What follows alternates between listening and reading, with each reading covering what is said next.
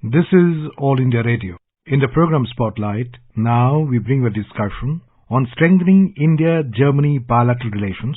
The participants are Dr. Harshvardhan Pant, strategic analyst, and Rajesh Lake, AIR correspondent. This is the first standalone visit of the German Chancellor to India since the biennial intergovernmental consultation mechanism commenced in 2011. German Chancellor Olaf Scholz's visit to India is aimed at strengthening security and defense cooperation amid a host of geopolitical tensions. Dr. Pant, we would like you to throw light on what are the expectations from the Chancellor's visit to India. The expectations are quite high, partly because we have not seen Germany taking this kind of a confident geopolitical role in world politics before. And what has happened in the last year, in fact, has been quite remarkable in the way Germany has transformed its foreign and security policy in relation to what is happening in Ukraine, but also in relation to some of the issues that matter to India in the Indo-Pacific. So I think the expectations are that India and Germany together are going to lay the foundations for partnership that had always been relatively okay, but never really very strong. And so today the expectation is that this partnership will gain momentum, it will gain strength, and it can particularly respond to some of the challenges of the 21st century. And so I think that the anticipation is quite high, and as the Chancellor himself has outlined, he is looking forward to engaging with India more substantively across a range of issues. So I think that this is an important moment in the evolution of this relationship. Today, the Prime Minister said that security and defense are an active pillar of the strategic cooperation between India and Germany. Would you throw light on that? Yes, see, that's quite remarkable because Germany is not known for its proactive defense and security postures.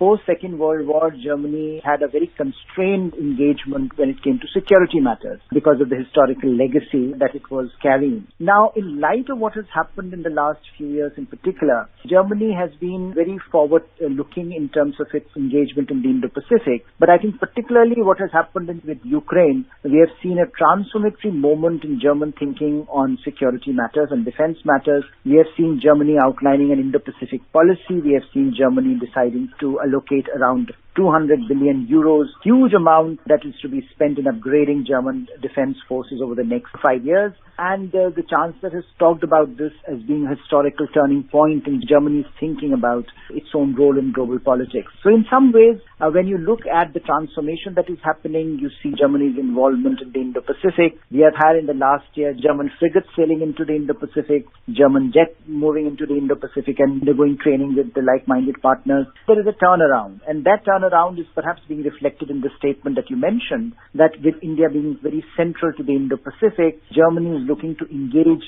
India more substantively on defense and security, building capacities, working with India in co-production and co-development, but also perhaps embedding India-German relationship in the larger India-EU relationship that had been the driving force for so long.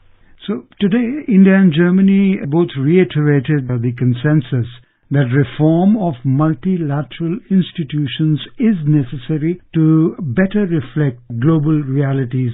This, along with the statement that PM Modi made, and he said that this is evident from both nations' active participation within the G4 to reform the UN Security Council. Would you elaborate on this point, please? Multilateral engagement has always been the strong point of India-Germany relationship. Germany, for obvious reasons, had been a great votary of multilateralism in global affairs, and India, of course, has been one of the strongest proponents of global multilateralism. And therefore, both Germany and India have for a long time now been championing this move to reform the UN Security Council. And as you point out, as part of this group of 4 countries, where India and Germany have joined hands with Japan and Brazil to move forward to push the agenda on UN Security Council reforms. And that had been the core of Indo-German multilateral engagement. And both are aware that this is a particularly difficult moment for global multilateral order. Both are aware what has happened in Ukraine, where the multilateral institutions have been found wanting. Before that, what happened during COVID when it comes to Chinese aggression in the Indo-Pacific. All of them point to the breaking down of the multilateral system that had evolved post-1945 and that in some ways has benefited both middle powers like Germany and India to continue to prosper. And I think today that moment is upon us, upon the world, to talk more seriously about UN reforms. India has been a strong votary. India has been saying it very, very aggressively, in fact, very taking it up strenuously. Indian Prime Minister often has reflected upon it. His statement 2 years back when he was addressing UN General Assembly, he basically pointed out that how long can 1.3, 1.4 billion people wait for UN reforms? There is a sense of despondency in India about UN Security Council reforms. And if those reforms don't happen, it would make UN irrelevant to the larger global order. So I think both Germany and India have been at the heart of this conversation, and both would like these reforms to take place before the global order frays even more. So at this time of polarization, this is the voice of two middle powers in the international system, basically arguing for a fundamental rethink on the way we organize our global institutions. There's also, Dr. Pant, an active cooperation between India and Germany in the fight against terrorism and separatism. Both countries agreed that concrete action is necessary to end cross-border terrorism. Do you think there is something more on the anvil in this relationship between the two countries? More could be expected to tackle terrorism and separatism? This has been one of the singular pieces of issues and agenda that India has taken forward in terms of its engagement with the global community over the last several years. And for India, it is important that at a time when the world is seemingly looking at great power contestation, great power polarization, and multiple crises around the world, that attention should not be taken away from terrorism, which continues to exact costs around the world. And in that context, Germany and India, and having German support in that endeavor is very important, because Germany, the heart of the European Union, can translate some of these ideas into concrete actionable policies. India and EU convergence on global terrorism, extremism has been very substantive, and various institutional and procedural convergences have emerged where the two have worked together very seriously. So I think Germany taking it up at a bilateral level with India also signals Germany's resolve that they continue to see this through a lens which helps India. It continues to see this problem as one where both India and Germany will continue to work together, and as a problem that perhaps should not go away from the global agenda. Green and sustainable development partnerships were announced during the Prime Minister's visit to Germany last year, where he highlighted that both nations are expanding cooperation in the areas of climate action and sustainable development goals through this. So what could be expected going forward? India, of course, has today become one of the exemplars of when it comes to environmental policy. For a developing country that has always talked about the fact that developed world should take greater burden, today is also proactive in articulating a response to this challenge, whereby India is arguing that it is willing to shoulder its own set of responsibilities. And if you look at the parameters, those parameters have been quite evidently being satisfied by Indian response. If you look at the targets that are being met, whether it is about renewable energy, whether it is about climate action, all of those targets are much beyond the scope of what India had initially outlined. So I think India is doing very well in that regard, but what it needs in that journey of sustainable development and climate action is support from the developed world. And one of the most important things that India has always pointed out is that financing of green, clean technology should be at the heart of this conversation. The developed world cannot shirk away from that responsibility. They have to finance a lot of these initiatives in the developing world. And so India, I think, with Germany in particular, that has a remarkable record in climate action, and that, of course, has shown remarkable resilience in the energy sector. If you just look at last 1 year, where Germany, that was energy dependent to the tune of almost 30% on Russia, has in a remarkable period of 1 year turned around their status, and it is no longer dependent on Russia today. So I think there are lessons to be learned here and technologies to be shared with India that perhaps India has made part of its green agenda with Germany. And that is what I think is going to be one of the most important propelling factors in this relationship, that Germany will now be a very important partner for India as India decides to take forward its climate action and sustainable development agenda. Apart from green and sustainable, as you very rightly pointed out, we could also expect science and technology collaborations with Germany going forward. Absolutely. If you recall last in December, when German foreign minister was here, she had outlined with her Indian counterpart the mobility framework between the two countries.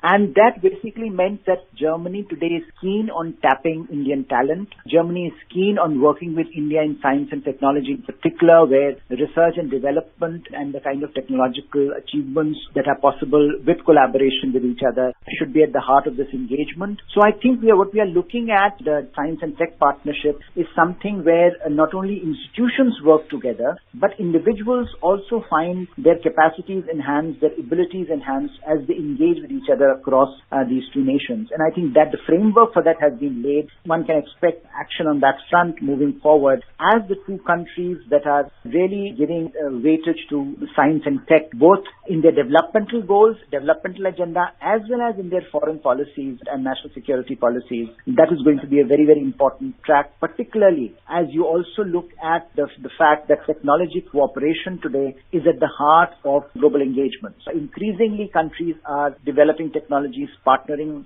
on technological frontiers with like-minded countries, with trusted partners. And I think as Germany looks away from China, India is going to fill that void, and India will be a very, very important player in that regard. Dr. Pant, Germany is the 9th largest investor in India, with cumulative foreign direct investment inflows of roughly about 14 billion from April 2000 to September 2022. And today, the two leaders also interacted with CEOs and business leaders of both sides. So what could be on the anvil going forward? Incentives, ease of doing business, visa easing, what all can we expect? There are two aspects to this. One is, of course, it is related to the mobility pact that the two countries have been focusing on, where visas, issues of mobility, ease of travel, that becomes part of the conversation, that we no longer are looking at each other through a prism that's outdated. We are willing to engage in the human resources, in the economic talent that both countries have, and share that talent across the frontiers, across the boundaries. And I think that sense is very much visible today. The other is India today is the biggest economic story in the world.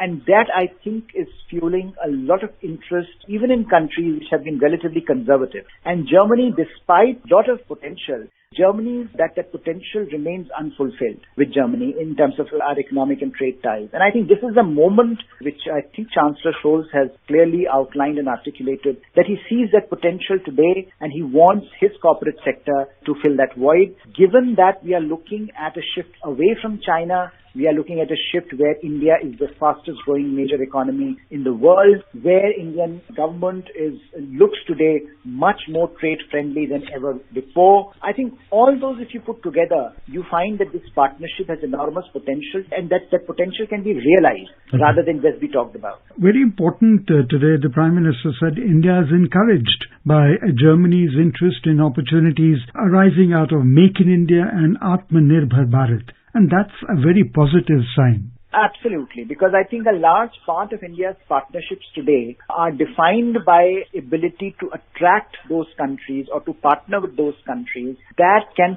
help India in expanding and enhancing and in consolidating its manufacturing base. And that sense of Make in India and self-reliance, I think many countries have really taken this proactively and have moved fast and furious on this agenda. I think Germany is also now realizing that traction of India, that if India is to be targeted, if India is to be lured, then one of the most important things is how do you co-develop, how do you share technologies, how do you co-produce in India. And I think that element increasingly being reflected across Europe, and now Germany is also joining that bandwagon. And of course, both multilaterally with EU and bilaterally with individual European states. That's the agenda that I think India is keen to take forward. And most European countries today want to come to India and partake in the Make in India initiative. So the rapid exchange of meetings between Chancellor Scholz and PM Modi shows a new confidence and perception. Thank you, Dr. Pant, for being with All India Radio. Thank you very much. You were listening to a discussion on strengthening India-Germany bilateral relations. The participants were Dr. Harshvardhan Pant, strategic analyst, and Rajesh Lake, AIR correspondent. This program was produced and presented by the News Services Division of All India Radio. You can listen to it on a mobile app, News on AIR. This program is also available on our YouTube channel, News on AIR Official. You may email opinion about this program at airnsdtalks@gmail.com.